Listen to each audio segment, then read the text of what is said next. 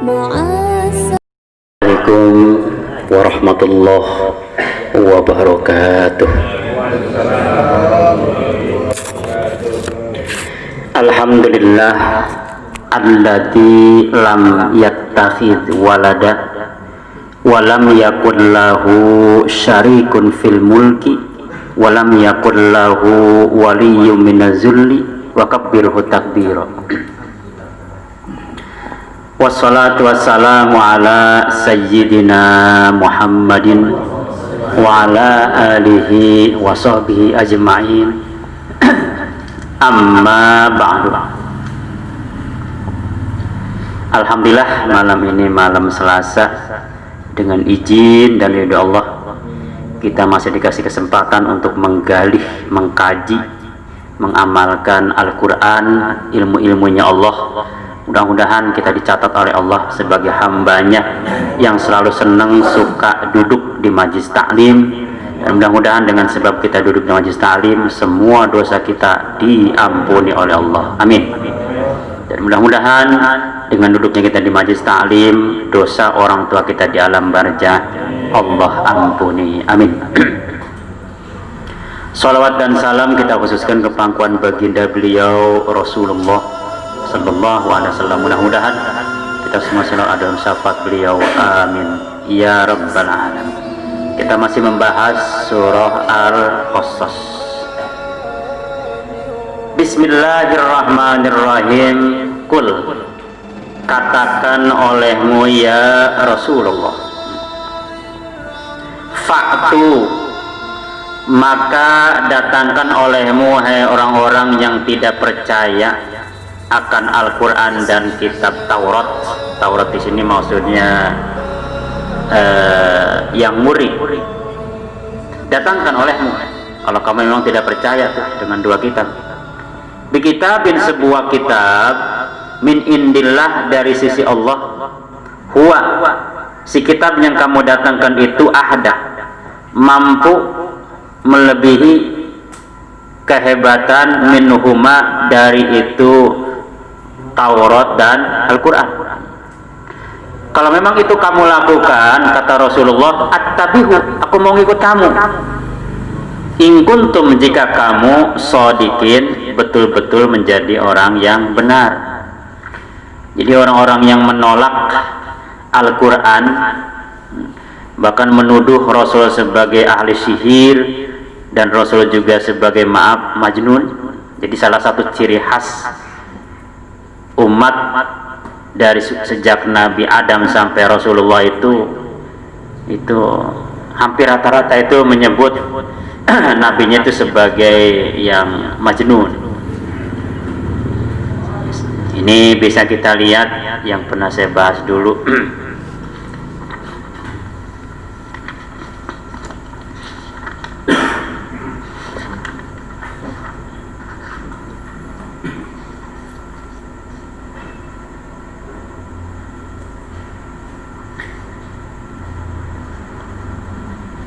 Kadzalika ma atalladzina min qablihim min rasul, sudah menjadi satu hal yang biasa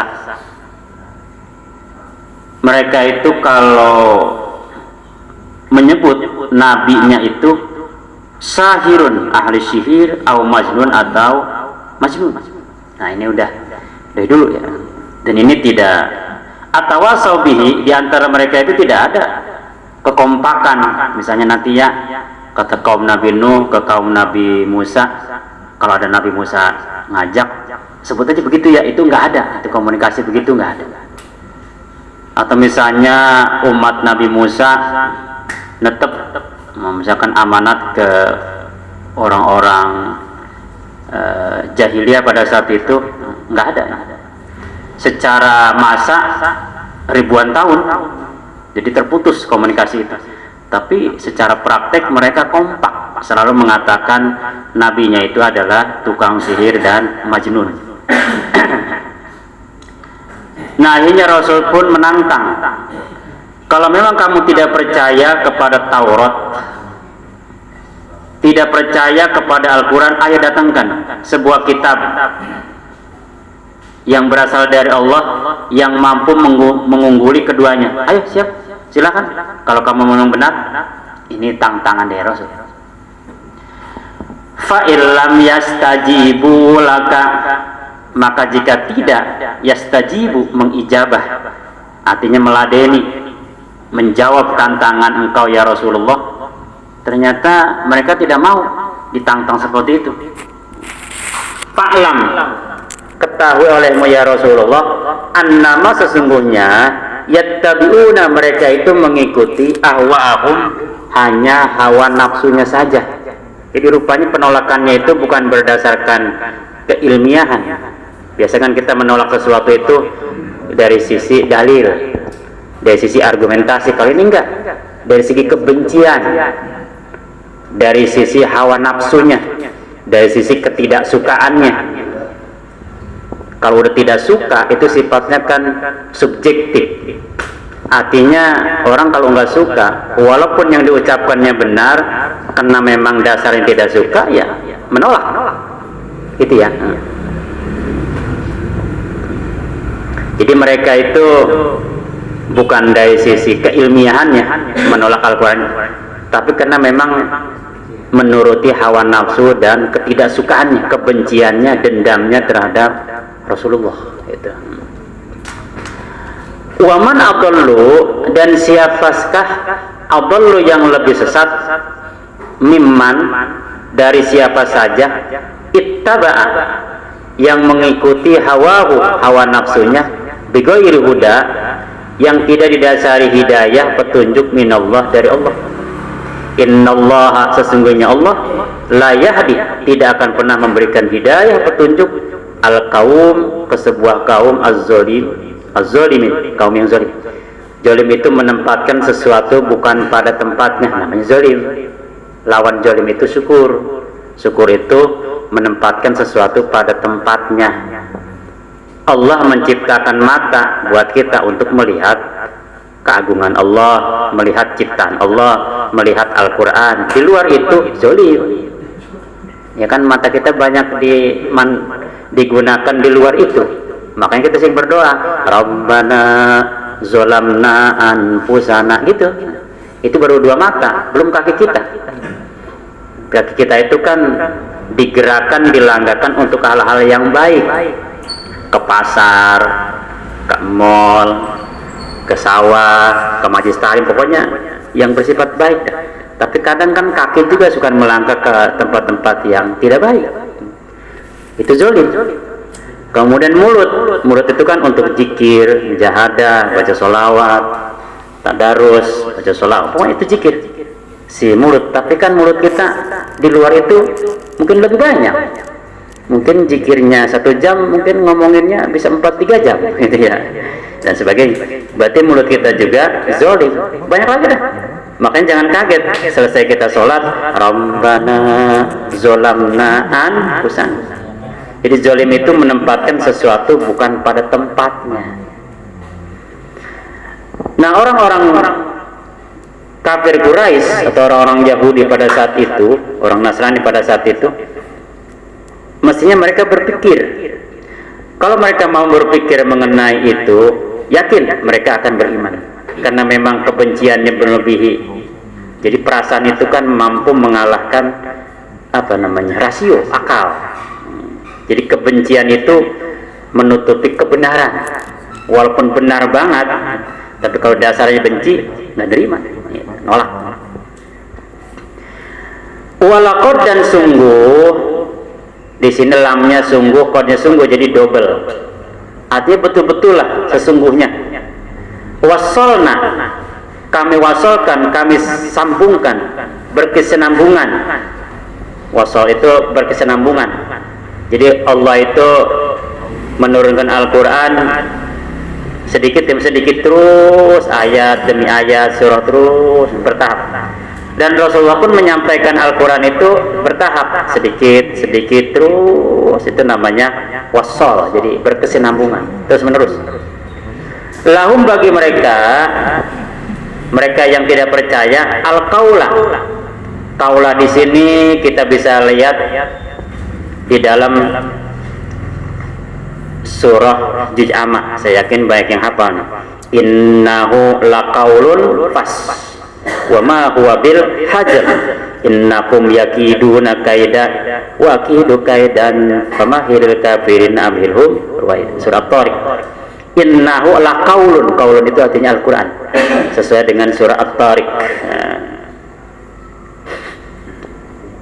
Jadi maksud qaulun di sini adalah menurut para ulama tafsir itu artinya Al-Qur'an. Jadi Al-Quran itu berkesinambungan dari Allah turunnya sedikit demi sedikit, bertahap. Rasul pun menyampaikannya sekaligus, sedikit demi sedikit. La'allahu, mudah-mudahan dengan sebab itu mereka yatazakkarun, selalu ingat gitu ya, sadar gitu. Alladzina atainahumul kitaba, mereka yang kami berikan kepada mereka kitab, min qablihi, dari sebelumnya, mereka itu bihi, dengan itu kitab, yu'minun, mereka beriman. Nah, ini kelompok-kelompok ahli kitab.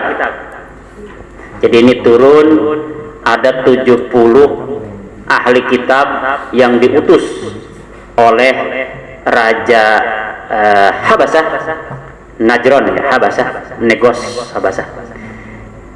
Itu ke Rasulullah diutus untuk diskusi, dialog dengan Rasulullah. Nah, akhirnya Rasulullah pun membaca surah Yasin dari awal sampai akhir. Dilihat si 70 orang itu, tokoh-tokoh agama pada saat itu semuanya menangis. Akhirnya dimasuk Islam. Jadi mendengar baca Yasin itu menangis. Kalau kita kan belum pernah baca Yasin menangis ya.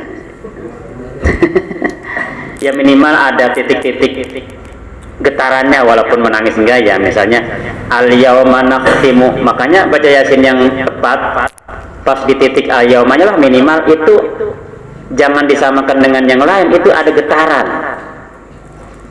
minimal ada sedikit sedih di situ. Jadi misalnya sini tuh, dari mulai haji itu gitu ada haji jahannamul lati kuntum tu'adun, ini kan neraka jahanam lagi menceritakan.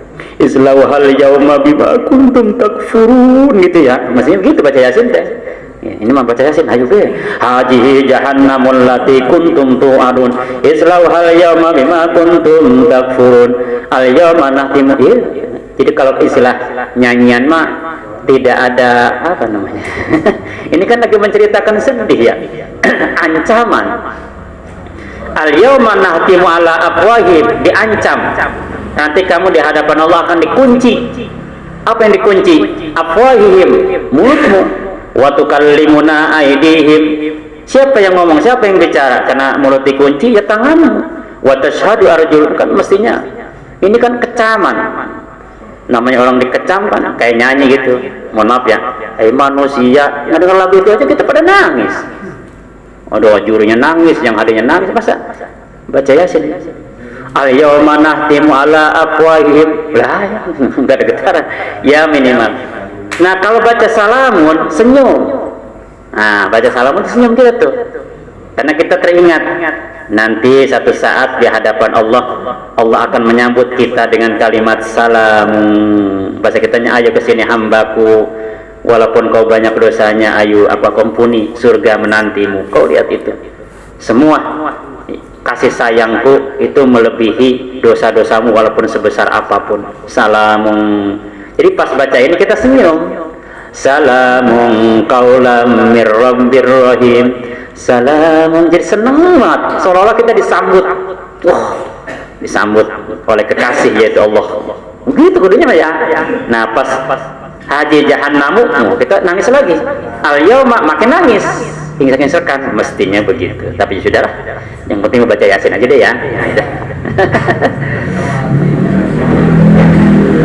Ini kalau kayak nyanyi mah udah nyanyi doang, udah tidak ada. Nah, ahli kitab di Mekah itu namanya Abdullah bin Salam. Abdullah bin Salam ini Waraqah bin Naufal ya. Waraqah bin Naufal ini beragama Nasrani, tapi dia ngerti paham gitu.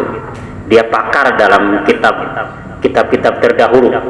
Kalau di Madinah itu orang Yahudi namanya Abdullah bin Salam. Dia itu tokoh Yahudi, tokoh kitab itu, pakarnya, pakar tafsir dalam kitab Yahudi, Taurat. Nah, dua tokoh ini sangat mengagumi masing-masing nabinya. Kemudian waida, dan apabila yutla dibacakan alaihim terhadap mereka, terhadap tokoh Yahudi, tokoh Nasrani, ahli kitab, qalu, mereka berkata, amanna, kami iman bihi, dengan itu Al-Quran. Kenapa? Innaul haqqu, sesungguhnya Al-Quran itu al-haqqu, itu adalah kebenaran, mir rabbina, dari Tuhan kami. Kenapa? Inna, sesungguhnya kami, kunna, kami ini, min qablihi, dari sebelumnya, muslimin, memang termasuk orang yang pasrah dan non-muslim. Jadi dua tokoh ini yang disegani pada saat itu semuanya masuk Islam. Kalau kita mau kayak uskup lah, itu ya uskup lah, tokoh yang disegani. Jadi Abdullah bin Salam itu tokoh Yahudi masuk Islam. Kemudian Waraqah bin Naufal, tokoh Nasrani, karena mereka paham. Jadi mereka menggali, ini Muhammad ini siapa sih, digali secara mendalam. Akhirnya kita bisa lihat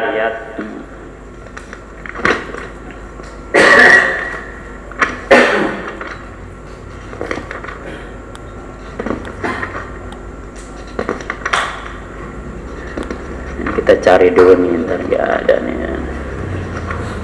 Nah, ini ada nih.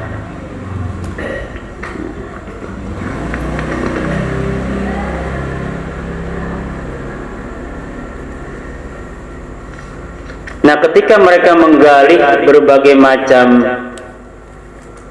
keterangan di Taurat, di Injil, di Zabur, terus dikaji secara mendalam. Nah, akhirnya mereka berkesimpulan, iya, betul-betul memang Muhammad ini adalah utusan Allah. Sehingga mereka semuanya mengucapkan asyhadu an la ilaha illallah wa asyhadu anna Muhammadar Rasulullah. Itu ya. Jadi kalau ada orang mau masuk Islam, nggak usah terlalu ribet ya. Sehingga ada orang nih, masuk Islam lah, ya udah ayo syahadat, selesai. Udah, kita nggak usah selaman, udah ikutin ya. Asyhadu an la ilaha illallah, asyhadu an la ilaha illallah, wa asyhadu anna Muhammad Rasulullah, sah udah Islamnya, kelar. Nggak usah segala pakai mandi apa, baik udah, nggak usah. Cuman kita artiin, aku bersaksi terus ini selesai. Nah, baru sekarang mah menggunakan ya kayak surat piagam. Selasa yang lalu saya pernah di KUA gitu, ada orang kudung kolek tuh dari agama Buddha, dia masuk Islam. Cukup selesai syahadat baru dah tanda tangan di atas materai pernyataan bla bla bla bla, tanda tangan gitu udah. Itu mah hanya administrasi aja. Sebenarnya dengan mengucapkan dua kalimat syahadat juga Islam udah. Yang penting keyakinan dia yang lama itu dibuang. Makanya ditanya dulu nih sebelum syahadat, ditanya, iya, masih yakin dengan agama yang dulu? Enggak. Udah nggak percaya dengan Tuhan yang dulu? Enggak. Gitu. Kita tarik dulu di awal. Kalau dia masih yakin mah, wah, masih bimbang dia. Itu ya. Ulaika, mereka ini kelompok ahlu kitab yang cepat beriman.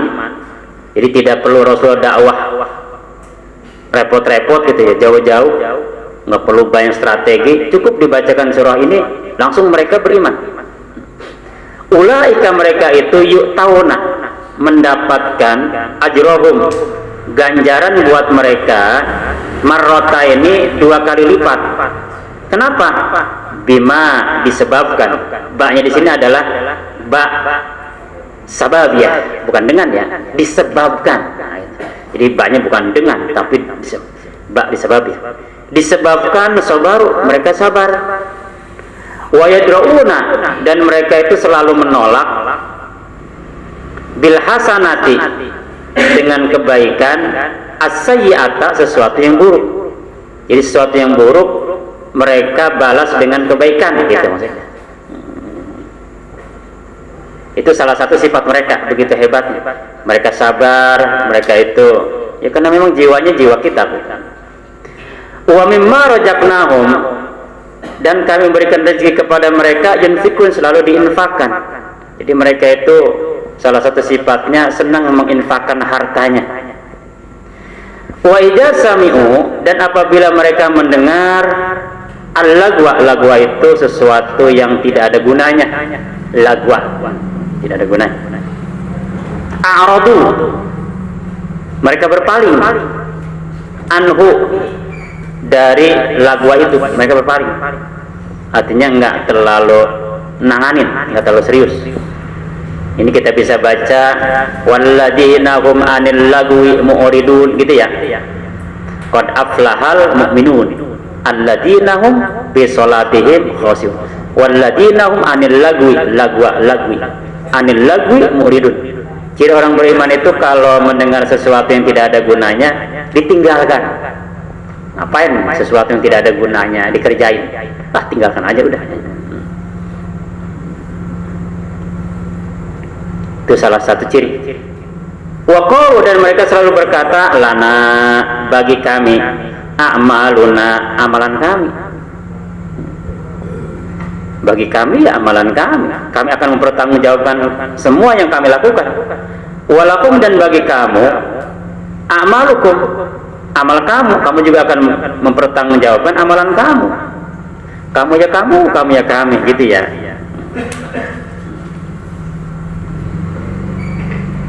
Salamun alaikum, tapi walaupun begitu mereka selalu mendoakan. Salamun itu apa ya? Mendoakanlah. Jadi walaupun membenci tapi selalu mendoakan. Jadi kalau kita membenci seseorang itu harus bersifat objektif. Yang kita benci itu titiknya apa? Misalkan titik akhlaknya, bukan orangnya ya. Hati-hati. Akhlaknya, misalkan koretnya, atau misalnya malesnya, atau ya pokoknya di akhlaknya itu yang kita pokoknya objektif lah. Bukan orangnya, bukan.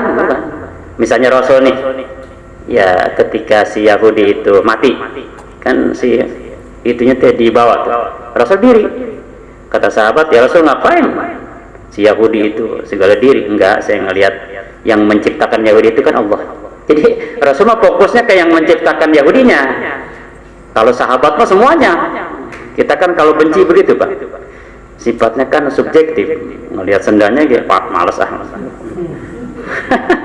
apalagi kalau di YouTube ya, yang kita benci gitu.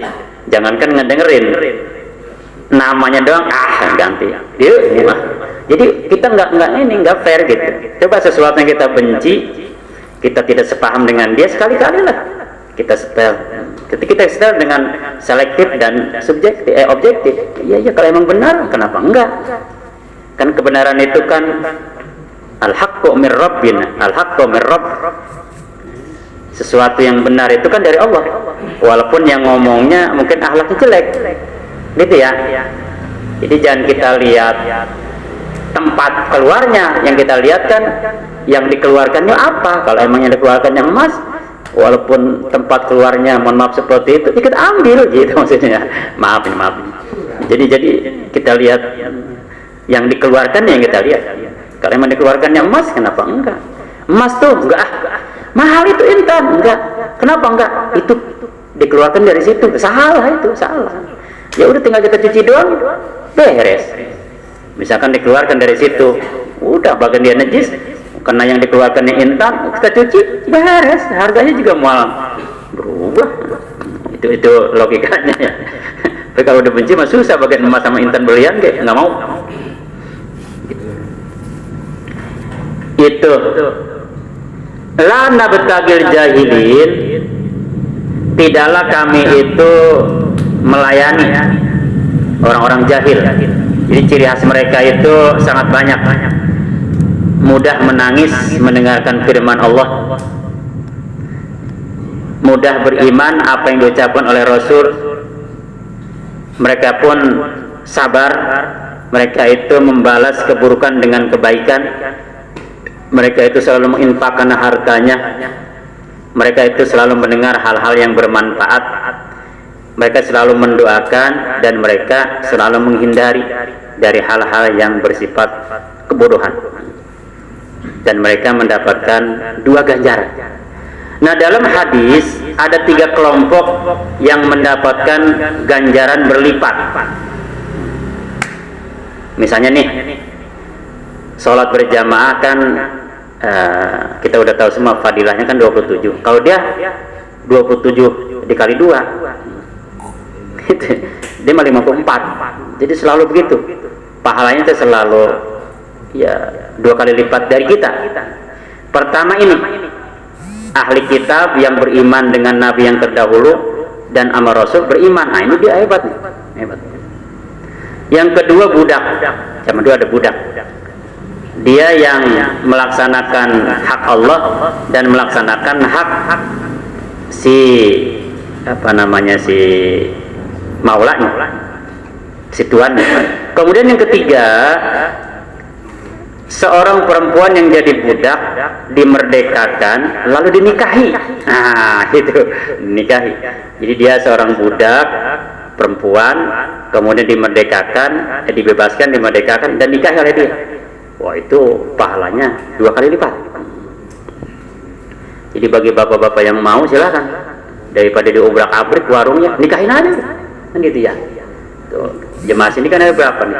Misalkan di sono disurvei ada 6 orang, ya udah 6 orang ke sono nikahin, selesai. Jadi nggak diobrak-abrik sama Satpol PP apa. Itu 2 kali lipat, Pak. Itu. Oh lah, kan apa namanya itu? Ya posisi. Bapak-bapak langsung ini. Ntar saya pulang sama ibu-ibu pada ditanya, ngajak malam, sama Ustadz ngajak apa malam? Kan beres itu ya, jadi nggak meresahkan lagi. Kalau diubah pabrik kan dia kabur, ntar balik lagi gitu. Maaf bercanda ya. Innaka, sesungguhnya engkau. Nah, di sini Rasulullah itu secara basar, kenapa ya? Bukan saudara, bukan keluarga, tapi cepat buat beriman. Hanya sekali saya ajak beriman, sekali mendengar Al-Quran yang saya baca cepat menangis. Tapi keluarga saya banyak banget ini, mamang banyak, bibi, ini susah banget beriman ya. Tuh. Sedikit mungkin secara basar begitu Rasul ya. Innaka, ditegur oleh Allah, sesungguhnya engkau ya Rasulullah kekasihku, la tahdi, engkau tidak akan pernah mampu memberikan hidayah man, walaupun kepada orang ahbabta, yang kau cintai. Kau cintakan kepada Abu Lahab, Abu Jahal, kau cinta, tapi karena memang tidak ada hidayah. Walakin Allah, akan tetapi Allah Yahdi, yang memberi hidayah, mayyasa'u, kepada yang Allah kehendaki. Nah, di sini hidayah itu ada 2. Ada hidayah irsyad, ada hidayah taufik. Hidayah irsyad itu ngasih petunjuk aja. Jadi Rasul itu sifatnya hidayahnya hidayah irsyad, ngasih petunjuk. Ini loh, ini yang benar tuh ini. Dipraktekkan langsung oleh Rasul. Nih yang benar tuh ini, yang ini salah. Dipraktekkan oleh Rasul. Ngikut syukur, enggak ya udah kan gitu kudunya mah ya. Tapi kan keinginannya tetap supaya dia ngikut. Itu namanya hidayah irsyad. Tapi ketika orang itu ikut dengan dakwahnya, itu masuk hidayah taufik. Masuk taufik itu hidayahnya. Siapa yang memberikan hidayah taufik? Allah, bukan Rasul. Karena salah satu sifat Rasul itu kan tabligh. Tabligh itu menyampaikan, bukan memberi hidayah. Menyampaikan. Wa ma alaina illal balagul mubin. Tugas kami illal balagul mubin, hanya menyampaikan, titik. Sampaikan aja udah. Cara menyampaikannya berbagai macam cara. Misalkan kalau zaman sekarang mah kayak dakwah di medsos atau dakwah bilhal dan sebagainya. Misalnya Rasul melakukan berbagai macam dakwah. Kadang dakwah bilmal. Ini juga salah satu teknik. Kalau kita kan dakwah biasanya lebih mengarah ke dakwah bil lisan. Jarang sekali kita menggunakan dakwah bil mal, dengan harta. Misalnya Rasul ini, maaf ya, beliau biasanya contoh yang paling populer, beliau mau subuh diludahin kan gitu. besok lagi diludahin, besok diludahin. Pas malam yang keempat beliau berhenti nih, biasanya saya di sini nih kalau lewat diludahin nih. Tapi nggak ada yang ngeludahin, dia lihat nggak ada, biasanya suka di atas yang ngeludahin. Selesai sholat subuh ditanya, yang suka di sini apa? Oh si anu ya Rasul. Di mana orangnya? Sono rumahnya. Samperin sama Rasul gitu. Sakit ya Rasul orangnya? Oh sakit ya. Rasul beranjak tuh. Kayak zaman sekarang mah kayak beli jeruk apa gitu ya. Assalamualaikum. Salam. Kaget dia karena yang ngeludahinnya datang. Yang diludahinnya datang. Yang kedua, justru orang yang nggak pernah diludahin, nggak pernah ada yang datang. Yang diludahin sampai 3 kali berturut-turut, malah dia yang datang, malah buah-buahan. Itu kan dakwah bil mal dengan harta, dakwah bil hal dengan akhlak. Ini kan susah Pak. Kalau kita mah ada orang ngeludahin kita, dia tuh sakit, maaf. Wah bahasanya udah tabunan dah, udah kemana beda. Kalau kayak kita mah puas deh gitu. Wah apalagi kita buat cikirin juga malam-malam nih. Palingnya 1000 kali balikan gitu. Puas dia, wah rasanya puas itu ya. Ini kan akhlak. Ini yang atau Rasul biasanya kalau selesai sholat ke belakang ngeliatin gitu. Selesai, si itu biasanya sholat berjamaah, sekarang enggak. Kemana dia? Kerja Rasul, kerja capean meren, ya udah. Hanya diamperin gitu. Atau misalkan ada yang ngeluh, bahkan ada yang utang. Utangnya berapa? Sekian Rasul, ya udah. Sama Rasul ya, yang kedapatnya punya uang, saya punya uang segini nih, silakan. Karena Rasul selesai sholat, enggak istighfar, langsung berangkat ke rumahnya karena ingat ada sedikit hartanya. Kemudian diambil hartanya disedekahkan, beliau wirid lagi gitu. Kalau kita kan wirid nggak sama harta, ayo enggak wirid gitu ya. Punya tetangga pada menjerit ya, asik aja gitu. Padahal tetangganya mah lagi ngap-ngapan yang belum punya beras. Jadi ke situ ya. Kita asik dengan tahajud kita malam jam 2, kita asik dengan sholat duhanya, kita asik baca Al-Quran. Sementara keluarga kita, tetangga kita, ada nenek-nenek yang masih payah, ada anak yatim yang teriak mau sekolah nggak punya uang, ada tetangga kita yang belum punya beras, ada rakyat kita yang rumahnya udah merubuh, kita nggak asik aja kita dengan ibadah. Itu kan jauh itu dari dakwah. Coba yang begitu tidak dakwah yang misalnya nih dulu zaman Ali Zainal Abidin putra Sayyidina Husain, beliau itu kalau malam jam 2 selesai sholat tahajud, beliau beras bersembunyi ke tempat-tempat yang gelap yang tidak dilalui orang lain. Jadi tahu percis mana sih orang-orang yang menderita. Nanti beras itu sekarung ditumpukkan, blak. Nanti orang yang menderita itu pagi-pagi mau sholat subuh, ada apa? Dilihat, kok beras desa apa ya? Nggak ada yang tahu itu. Padahal yang membawa itu adalah Ali Zainal Abidin. Sampai ketika meninggal pun kaget semua murid. Kok mohon maaf ya, kayak kekaparan di sini, kayak orang sering manggur, nggak tahu tiap malam itu. Luar biasa. Kalau kita kan, ya itulah. Ini dakwah ya, dakwah. Jadi Rasulullah itu dakwah macam-macam Pak. Ada yang dakwah dengan one fry Rasul itu. Jadi ada jawara gula. Pokoknya kelas dunia lah. Dia juara di Yunani, tidak ada yang mampu mengalahkan dia. Nah, akhirnya ditantang Rasul. Kalau memang sanggup mengalahkan saya akan masuk Islam. Siap. Rasul naik ke arus ring, gulat. Wah, Rasul dikempit sedikit, dia nyerah, masuk Islam. Berbagai macam cara itu. Atau misalkan zaman dulu Syekh Hasyim Asy'ari ke Jombang, karena di situ musim ngadu ayam, belum pakai ayam. Pokoknya bagaimana dakwah itu ya berbagai macam cara. Atau misalkan Pangeran Jayakarta, Pangeran Sunda Kelapa, ketika di Sunda Kelapa kan pada senang pada main maaf ya remi gapleh judi-judi gitu. Hanya dia bawa gapleh juga, balak 1 diterangin Allah itu 1, balak 2 ada siang ada malam, jadi gapleh didakwahin juga gitu ya. Maaf ya, sejarah kan begitu. Luar biasa.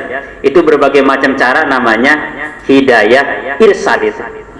Tapi ketika mereka tidak mau, ya udah nggak jadi masalah. Walaupun sedih, iya. Makanya dijelaskan dulu Nabi Yunus ketika dakwah sempat beliau itu, ini kita bisa lihat dalam surah Yunus ya. ini Nabi Yunus. Wa ma kana li nafsin an tu'mina illa bi iznillah. Wa ma kana li nafsin an tu'mina, ketika seseorang beriman bukan kena dakwahmu, illa bi iznillah, itu memang sudah izinnya Allah. Jadi kalau kita ngajakin ngaji yuk, malas ya udah nggak apa. Ngaji yuk, ntar weh, ya udah. Ngaji yuk, ayo siap. Nah, ketika kita ajak lalu dia ngaji, bukan karena ajakanmu. Hati-hati tuh. Kita kan biasa gitu tuh, kalau gue ngajak dia mau, gua begitu. Tuh kalau gue berkoar, beda. Kalau dia mau berkoar sampai 2 jam 3 jam kagak ada yang datang. Kalau gue mau baru 2 menit 3 menit, merubul. Hati-hati. Hati-hati. Kita hati-hati ya. Jadi kita hanya mengajak dakwah sebagainya. Nah, ayat ini juga banyak pendapat para ulama ini berkaitan dengan Abi Thalib. Ini ayat yang dipakai. Innaka, sesungguhnya engkau ya Rasul, la tahdi, tidak akan pernah mampu memberikan hidayah man ahbabta, kepada yang kau cintai. Maksudnya Abi Thalib, pamannya. Jadi pamannya Abi Thalib itu kan begitu mencintainya, begitu dicintainya. Jadi yang membela Rasul, yang menghadang dari berbagai macam kejaran orang-orang kafir itu kan Abi Thalib. Pokoknya Abi Thalib itu, andaikan seluruh umat Islam di dunia pada saat ini bersatu, digabung menjadi satu, membela Islam, itu hanya 1/100-nya dibandingkan dengan perjuangan Abi Thalib membela Rasulullah. Tidak ada apa-apanya. Makanya di sini para ulama itu begitu marahnya kalau ada yang mengatakan Abi Thalib itu mati dalam kondisi kafir. Bahkan dalam hadis pun Abi Thalib itu nanti akan masuk neraka yang paling jangkal. Itu hadisnya katanya. Kemudian jadi cuman sampai ke kaki. Jadi nanti kakinya itu akan sampai ke atas. Itu banyak dibantah. Makanya perdebatan masalah Abi Thalib itu sampai saat ini masih terus berlanjut. Karena yang berpendapat seperti itu banyak. Dan kita sering dengar para penceramah masih contohnya begitu. Contoh masalah hidayah, Rasul aja nih punya paman namanya Abi Thalib, itu mamangnya sendiri itu kafir. Itu kebanyakan begitu. Dulu pernah tahun 80-an berapa tuh ya, seorang penceramah dia dakwah di pesantren Kiai Nur Ali. Di situ banyak para habaib, para ulama. Si penceramah itu mengatakan contohnya Abi Thalib. Akhirnya si penceramah itu seorang habaib diri, antum duduk, ana yang nerangin. Si penceramah belum selesai suruh duduk. Dari mana dapatnya antum? Saya ceramain antum, dengarkan semuanya. Diomelin sama Habib. Habis-habisan ya. Ini hadisnya nih, ini hadis ini. Antum udah mengkafir-kafirkan. Yang paling dicintai siang dan malam oleh Rasul siapa? Abi Thalib. Kalau antum mengatakan Abi Thalib kafir, berarti antum telah menyakiti perasaan Rasulullah. Di mana antum coba? Begitu Pak ya. Makanya saya juga. Jadi bahasan ini hati-hati Pak. Jadi intinya kita berhusnuzon. Sudahlah, kita nggak usah ngasih contoh ke Abi Thalib. Yang kedua, nggak usah ngebahas Abi Thalib itu siapa. Yang penting batasannya menurut Syekh Muhammad bin Salamah Al-Qadi, ini ulama besar, Syekh Muhammad bin Salam Al-Qadi atau Syekh Ahmad Zaini Dahlan, kata beliau cukup kalau kita bicara Abi Thalib itu cukup beliau sebagai seorang pejuang pembela Rasulullah, selesai. Adapun kesananya jangan sekali-kali mengotak-atik. Sekali mengotak-atik Abi Thalib berarti sudah menyinggung perasaan Rasulullah. Hati-hati di situ. Karena Rasul pun ketika hidup jarang sekali membaca tabat, jarang itu. Walaupun Al-Quran. Kenapa? Karena di situ khawatir menyinggung anak-anaknya. Karena rupanya anak Abu Lahab itu banyak yang jadi sahabat. Jadi kalau baca tabat berarti nyinggung bapaknya. Tabat yada abi lahabi watab. Anaknya malah merasa, bapak gua ini. Gitu ya. Makanya Rasul nggak membaca. Karena menjaga perasaan anak-anaknya yang masuk Islam dan jadi sahabat tuh. Atau misalnya ada gembong munafik, itu ketika meninggal ya beliau datang atas permintaan si anaknya itu. Sahabat semua nggak ada yang mau. Jadi menjaga perasaan itu, Pak. Makanya kalau misalnya nih, mohon maaf ya, ada seseorang selama hidupnya nggak pernah sholat, lalu kita sebagai ya itu sholat yuk, enggak, ngapain orang nggak pernah sholat sholat? Jangan begitu, Bang. Jaga perasaannya. Yang kedua, kita nggak tahu ya ghufiru lima yasa, Allah kalau sudah mengampuni kehendak Allah. Ya rahamu mayyasa, Allah kalau sudah menyayangi kehendak Allah. Waktu izzu mantasa, kan begitu setiap maghrib sama imam dibaca rame-rame. Waktu izzu mantasa, Allah kalau sudah memuliakan mantasa itu kehendak Allah. Yang namanya kehendak, Pak, tidak berdasarkan hukum, tidak berdasarkan syariat. Kehendak Allah, maunya Allah, selesai. Kalau Allah mau ngomong apa, gitu ya. Ya ghufiru lima yasa wa yarhamu mayyasa wa tu'izzu mantasa. Udah pasrah aja. Nah, demikian. Jadi kembali ke ayat. Jadi ayat ini memang tidak boleh dihubungkan dengan Abi Thalib. Cukup kita sekedar mengatakan Abi Thalib itu paman Rasul dan yang membela Rasulullah, dan cukup kita meyakini andaikan seluruh umat Islam digabung menjadi satu, dibandingkan pembelaannya ke Rasulullah itu dengan Abi Thalib hanya 1/100-nya, 0,01%-nya, gak ada apa-apanya dibandingkan dengan perjuangan Abi Thalib membela Rasulullah. Jadi kita husnuzon, Abi Thalib itu adalah orang beriman dan dia bakal masuk surga. Demikian. Gitu Pak ya. Jadi kalau nanti Bapak mendengar ceramah di YouTube, udah dengerin doang, tapi jangan dijadikan dasar hukum. Wa huwa a'lamu bil muhtadin, yang terakhir, Allah itu a'lamu, lebih mengetahui bil muhtadin, kepada siapa saja yang dikasih hidayah. Wa qalu wallahu a'lam bissawab. Ya Allah, lama amat nih ngaji nih ya. Kita baca dari mana kita baca nih ya? Dari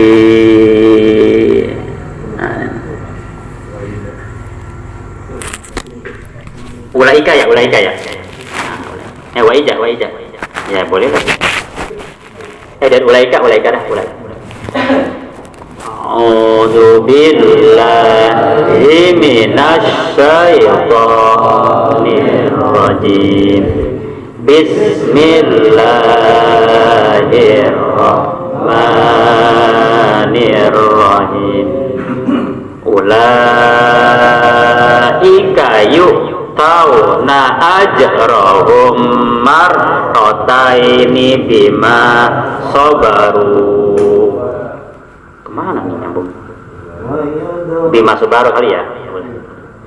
Bima sabaru wa yadra'una bil hasanatis sayyi'ata wa mimma rajaqnahum yunfikun.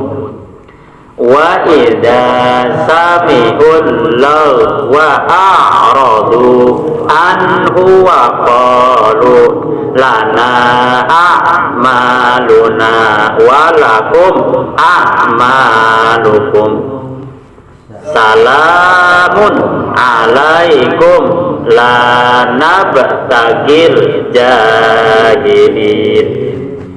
Innaka la tahdi man ahbabta walakinna Allaha yahdi man yasha wa huwa a'lamu bil muhtadin. Shadaqallah. Billahi minasyaitonir rajim. Bismillahirrahmanirrahim. Alhamdulillahirabbil alamin. Allahumma shalli ala sayyidina Muhammadin wa ala ali sayyidina Muhammadin.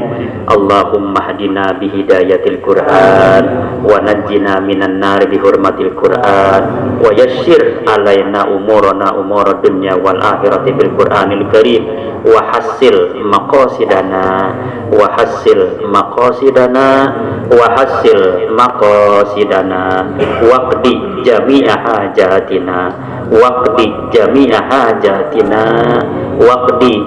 hajatina bil Qur'anil azim washfi jami'a asqamina bi hurmatil Qur'an wa tammim amalana bi barakati kalamikal qadim wa hawwin alaina sakaratil mauti bi Qur'anil karim ya rahmanu ya rahim Allahumma arzuqna ada'am bil qalbi wa hubbal khairi wa sya'adati wal bisyarati minal iman fafirru ilallah fafirru ilallah fafirru ilallah wa qul ja'al haqq wa jahaqal batil innal batila kana zahuqa rabbana atina fid dunya hasanah wa fil akhirati hasanah wa qina adzabannar subhana rabbika rabbil izzati amma yasifun wa salamun alal mursalin alhamdulillah al-fatihah a'udzu billahi